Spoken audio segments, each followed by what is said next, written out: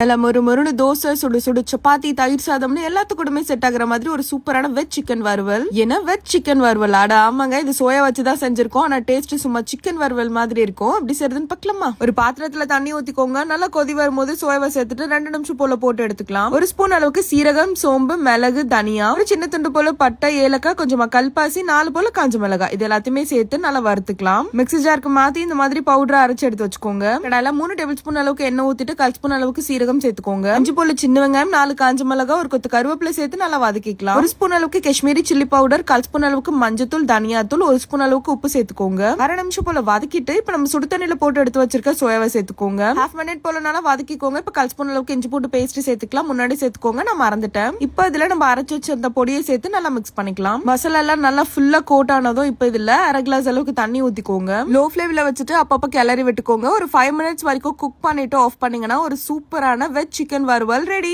நான் நான்வெஜ் இருந்தா தான் சாப்பிடுவேன்னு சொல்றவங்களுக்கு கண்டிப்பா அந்த வீடியோவை ஃபார்வர்ட் பண்ணுங்க. உங்க வீட்லயே இருந்தா கண்டிப்பா செஞ்சு கொடுங்க, ட்ரை பண்ணுங்க. மறக்காம நம்ம பேஜ் ஃபாலோ பண்ணிக்கோங்க. பாய்.